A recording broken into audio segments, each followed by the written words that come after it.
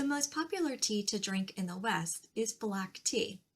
In this series of Let's Talk Tea, we've been exploring the types of tea, and last week we focused exclusively on black teas, specifically how they're made, the different regions where black teas are popular, and the single origin teas that are in the black tea category.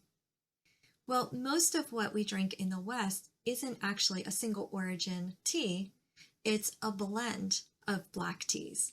So today we're going to dive in and learn a little bit more about the most common black teas.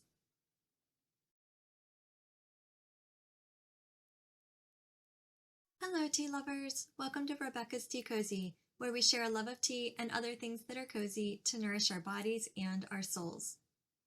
In this series of Let's Talk Tea, we've been focusing on the 6 primary types of tea, which range from green bean unoxidized teas all the way to pour teas, which are fermented teas. Last week we focused on black teas, which are fully oxidized teas, and we looked at how they're made as well as some of the regions and the flavor profiles of black teas. Well, in today's episode, we're going to spend an additional week on black tea because black tea is the most common tea for those of us who are in the West. And primarily it's so familiar because we've grown up and cherished our tea time focused around black teas in a blend format. So these are some common teas that you might find. One I borrowed from someone, not that I am supporting that particular tea brand, but it is a very common one here in the States. And all of these are examples of black teas that are a blend of teas. So in today's episode, we're going to look at the origin of black tea blends, the purpose of them, some of the regions that they come from, and then we're going to compare 2 common black tea blends. So first, let's talk about the origin of blends. One of the thoughts is that black tea blends were created in order to find a tea that would stand up to the characteristics that the tea drinkers were looking for. So for example, the Scots were looking for a tea that would be strong enough to stand up to the water quality, which was very soft. So because there was a strong flavor to their water, they wanted a tea that was hearty and robust. So you will find Scottish breakfast blends, although they're not as popular here in the States, you won't find them, but in the UK, Scotland, and perhaps Europe, they may be a little more popular on the shelves. But a Scottish breakfast blend is going to be a much stronger, more robust flavor, whereas an English breakfast blend is going to be a little less strong, but still robust, have a good caffeine kick, and be a hearty tea that can stand up to the heavy English breakfasts that may have a lot of fried foods or very oily foods. American breakfast blends, on the other hand, are going to be a strong black tea with some caffeine, pick me up, let's get going, but it's not going to be as intense. It's going to be a little lighter flavored tea. So why breakfast blends? Why do we have tea blends? Well, the purpose of them is to create a consistent flavor across time. So tea companies, especially your larger mass market producers, know that they want to please their customers by creating a consistent product. So whether I pick up off the shelf this particular tea in March of 2015, when I pick it up in June of 2017, I expect it to taste the same. And when I pick it up in May of 2021, I expect it to taste the same. And so these blends of large mass market producers have been created to be consistent flavor, consistent profile for the consumer so that when they grab that box off the shelf or grab that bag of loose leaf tea off the shelf, it's going to be the flavor that they're hoping for. As we've learned with teas, they're kind of like wine growing, where it really is dependent on the estate, the region, the climate, the weather that they had that year, whether or not there was a drought or a lot of rain, whether it was grown high in the mountains or closer to sea level, whether it was near the equator, such as Kenyan teas, or whether it was high in the mountains, such as um, Darjeeling teas. So it really depends on a variety of factors. And since the tea consumer is looking for that perfect, consistent flavor, then they can't just continue to order from the same tea plantation consistently, because depending on those factors, it might be that tea might taste differently. So the tea companies hire tea tasters and tea blenders, master tea tasters and tea blenders, I might say, who can taste consistently a large variety of teas from a variety of areas every season and be able to mix and match those teas to create the perfect consistent blend that they're seeking. So it's quite a task to be able to have that level of acuity of taste, to be able to mix and match all of this variety of teas, which can change again from season to season, or from year to year, or plantation to plantation. So their job is to taste a variety of teas, figure out which ones are going to go together at which ratios in order to create that consistent blend that, let's see, that tea company is known for. When we look at breakfast blends, I put out on our plate the two blends that I have here, the English breakfast and the Irish breakfast.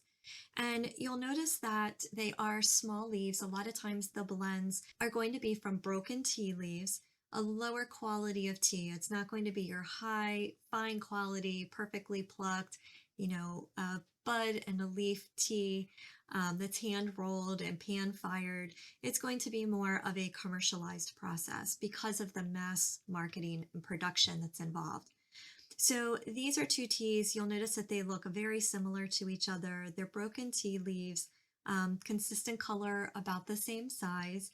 But what makes them different is the blend of teas that are put together to make this particular tea. Now, in these teas, like we learned in last episode, these are not going to be made from broken leaves. These are going to be made from what's sifted out, either the fannings or the dust. And that's what will then go into the tea bags. Let's look now at some of the regions where black teas are produced and the characteristics of those types of teas. So I don't have all of the regions represented in my personal tea stash, but I pulled out what I do have so we can look at those, and then I'll share a little bit about the others. So the first set of teas are those from China. And the two teas that make up Chinese breakfast blends or American breakfast blends, or may actually go into some of the other blends, are Keeman tea, and this is a sunrise Keeman, and it's named after the region that it comes from in the Anhui province of China. And then Jianhong teas, which Hong is reference to Yunnan province, and these come from a large leaf variety tea tree that's indigenous to the Yunnan province. And so both of these teas are common in producing a tea blend, and American breakfast blends and of course Chinese breakfast blends will primarily have more of this type of tea in it. The Keeman tea has a full body to it, but it has more of a fruity note. It's a little lighter in color than some of the Indian black teas that we'll see, and it also has a hint of a smoke flavor to it. And then the Yunnan tea has a sweet fragrance to it, but is also rich and can stand up to that robust flavor that you're looking for. Both of these have a smaller leaf in the sense of once it's produced, it will look about the size of these leaves in the production. And so it can be blended in with other teas that you might have that are at this leaf if you want to make your own blends, which is possible for you to do. So these are the two most popular Chinese origin teas that will be put into blends. And last week we did learn that the Keeman tea was the original tea that the English used to use for their tea drinking until they took over and colonized India and then started tea production there. So the next tea region that we'll look at is India. And that's where these teas are from. Assam being one of the most popular. It's lowland grown. It's the variety Assamica, of course, and it has a strong, robust, full-bodied, malty flavor. So Assam teas are going to definitely be in your English, your Irish, and your Scottish blend. But typically, as you move up the Irish to the Scottish, you're going to have potentially more Assam because it's that strong, robust, malty flavor. Nilgiri is a tea that is grown also in India along the southern west coast, and it has a little bit less of an intense flavor. So it's a similar flavor to Assam, but it's not as strong and intense, but it still has that nice full body and that rich flavor. And then, of course, Darjeeling is another very popular tea. It's from the mountainous region of Darjeeling. And depending on which flush of tea, and flush just means when it's picked. So there's first flush, which is picked right in the very beginning of spring. There's a second flush, there's an autumnal flush. And so the first flush is a light, fruity, delicate floral flavor. The second flush is a little stronger, maybe fruity, a little bit more robust. And then the autumnal flush is actually even more of a muscatel taste to it. So depending on which flush will determine the flavor profile. But Darjeelings a lot of times are included in the afternoon teas because they are lighter in flavor, they're fruitier, more floral, so they go better in an afternoon blend. Indian breakfast blends also include more Darjeeling than, let's say, an Irish blend, and they may be mixed with an Assam or a Nilgiri and the Darjeeling. And of course, a lot of times Indian breakfast teas will be more of a chai, so it will be mixed with milk, a sweetener, and then lots of spices to make it a nice hearty beverage in the morning. The next region is Sri Lanka, which formerly was known as Ceylon. So a lot of times you'll see the teas referred to as Ceylon teas. Ceylon teas are very brisk and full-bodied, so they're a nice, robust black tea to include in the blends as well. Ceylon will be an important part of English breakfast blends as well as Irish breakfast blends in particular.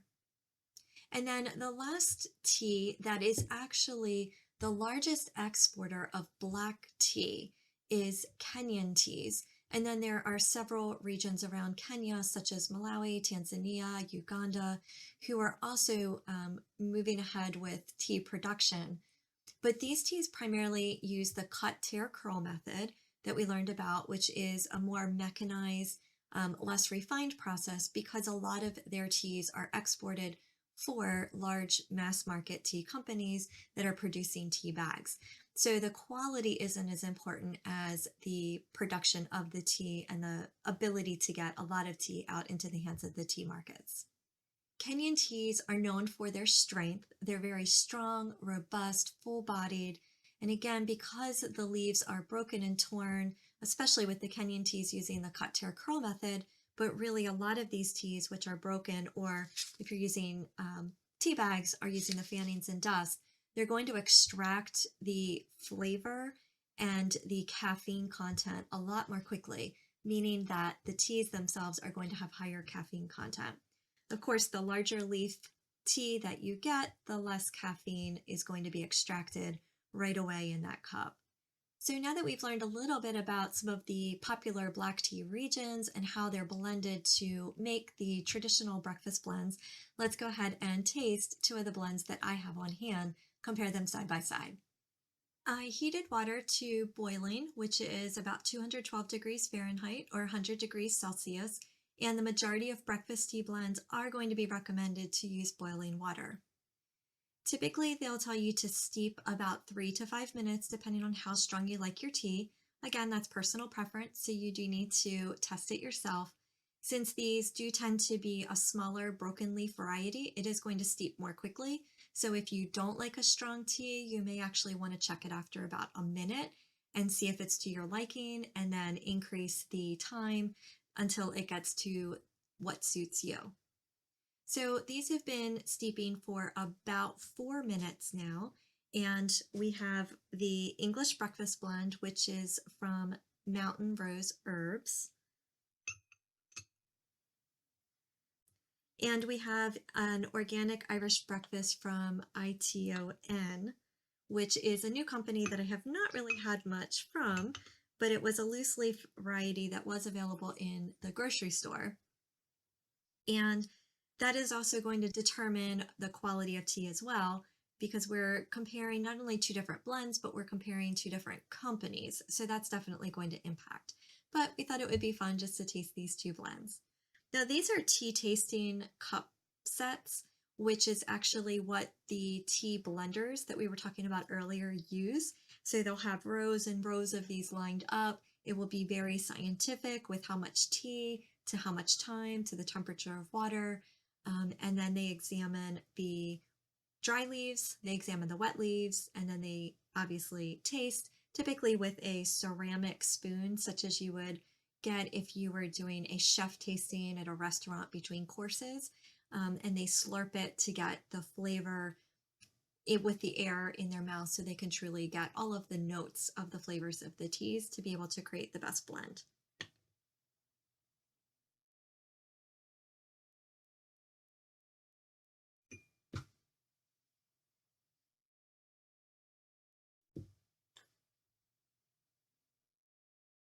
So these are our two blends, English breakfast and Irish breakfast.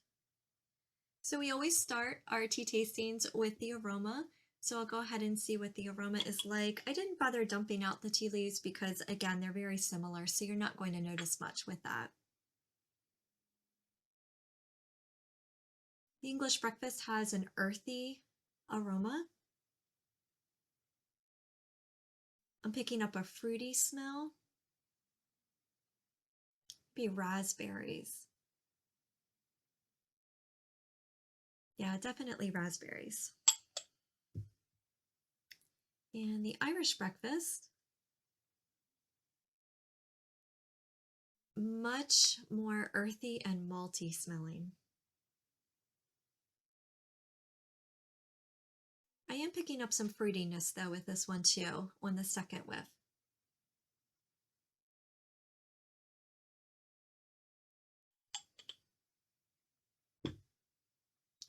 All right, let's give it a taste test. So the English breakfast,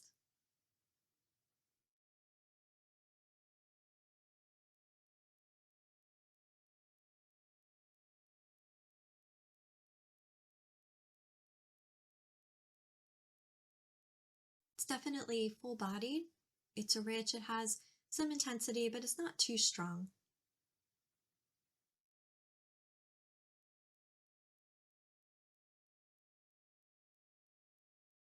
Has that earthy flavor, maybe a little hint of cocoa, like a when you think of 100% cocoa, which is what I eat for my chocolate bars a lot of times, that nice intense flavor. It's a hint of bitter, but not an unpleasant bitter.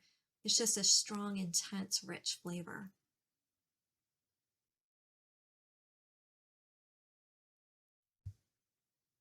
Okay, and now it's time to test the Irish breakfast blend.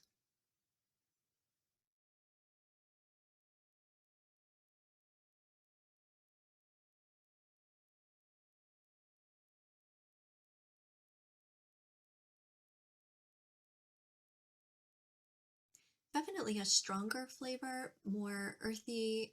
There's more astringency with this one, which is common because it's going to be a more intense tea, and hence an astringency a lot of times will accompany that.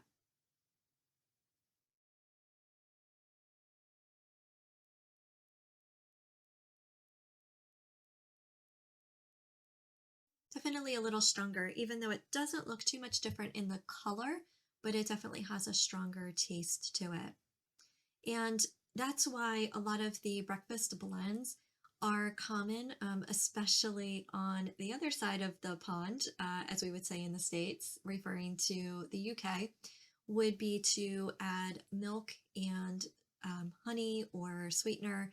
Some people prefer to put lemon in it. that helps even out that strong, robust, intense flavor, or if it has a lot of astringency or bitterness, it will cut down on some of that and make it smoother to drink. So we talked about the reason behind blends and we talked about how they're created. You also, as we said, can make your own blends. So if, like me, you have a variety of different teas, you could try mixing 2 parts Assam with 1 part Darjeeling and make an afternoon tea. Or you could try mixing 2 parts Kimam with 1 part Assam or Nilgiri tea and 1 part Ceylon. The one thing to make sure of is that the leaves that you're using are all about the same size. So I don't know if you remember in one of our prior episodes, but when we looked at the Ceylon loose leaf tea, it had larger leaves than the Assam tea or the Nilgiri tea, which are made from broken tea leaves. So you want the teas that you're steeping in the same strainer to be about the same size so that they release the flavor at the same rate, and as well as the caffeine and the other compounds that are in the tea. So if you wanted to do that, it might be crushing up the leaves of the larger leaf variety that you have to make them about the same size, so that, as you can see here, these are a very consistent, pretty even blend of tea leaves. Now, the other thing you might want to consider blending in are some additional herbs or flavor enhancers. And I'm not talking artificial ones, I'm talking about ones that you can either purchase or you may already have on hand. So I'll be right back with a few suggestions. One of the things that I like to do is put some English breakfast blend or a simple black tea, such as an Assam tea, in a strainer. And then I think about what I'd like to add. On a cold winter day, a lot of times I will add a snip of vanilla bean along with a few pieces of cinnamon. If I've had a heavy meal or my tummy is feeling a little out of whack, I may put a small bit of ginger in with the black tea. Or to add a special note, especially like an afternoon if I'm drinking a tea, I may add some lavender flowers to give it a little bit of a floral flavor. Or I might add some orange peel if I want to make it that citrus pop. Or again, orange and vanilla and cinnamon are really nice blended together. So you can pre-blend teas, store them in a tight-fitting jar, shake them up. Again, make sure that all of the sizes are consistent with the teas, because if you've got really large pieces, they're going to stick on top and everything else is going to fall to the bottom. So if you're making a larger batch, you want to make sure that the size of the particles are all consistent. But if you're making a single batch in your strainer, that's not really as important. I've also used chamomile flowers. I've used turmeric root pieces, which look similar to the ginger pieces here. There are a wide variety of herbs that you can put into your black teas to make your own blends at home very simply. So I'd love to hear from you. What is your favorite black tea to drink or black tea blend to drink? And how do you enjoy drinking it? Are you straight black tea lover, or do you enjoy some milk or honey or lemon with your tea? Next week, we'll be focusing on the next category of tea, which is pour teas. So we're going to dive into that world. And until then, be blessed with a cup of tea.